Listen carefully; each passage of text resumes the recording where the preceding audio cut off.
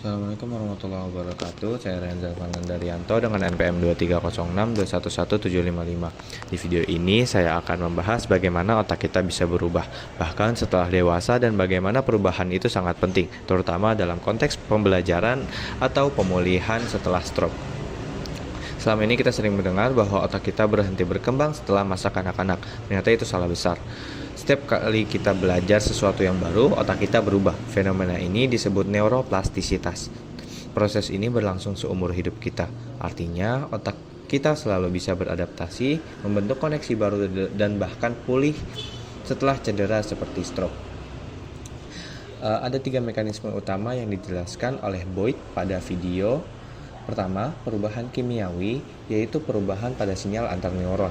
Ini terjadi cepat dan mendukung memori jangka pendek atau adaptasi sesaat.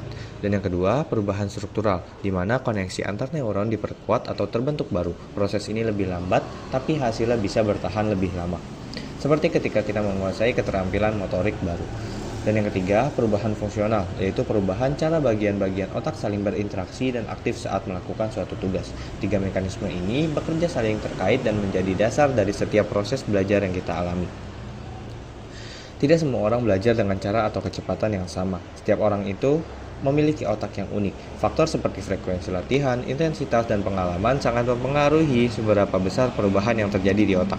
Latihan yang ringan mungkin hanya memicu perubahan kimiawi, tapi latihan yang intens dan berulang bisa memicu perubahan struktural yang lebih permanen.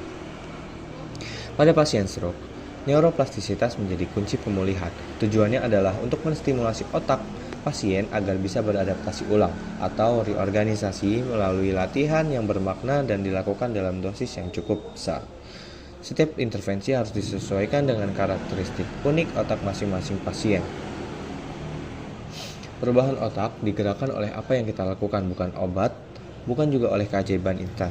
Artinya setiap latihan, pengalaman, dan kebiasaan yang kita lakukan, baik itu baik ataupun buruk, membentuk ulang otak kita. Otak kita bisa tumbuh ke arah positif jika kita terus belajar dan melakukan hal-hal positif. Tapi otak kita juga bisa terbentuk ke arah negatif kalau kita membiarkan kebiasaan buruk yang mendominasi. Kesimpulannya adalah otak kita selalu bisa berubah dan kita sendiri yang menentukan arah perubahannya. Dengan memahami hal ini, kita bisa merancang strategi belajar, terapi, dan rehabilitasi yang lebih efektif baik untuk kita sendiri maupun untuk menangani pasien stroke. Terima kasih.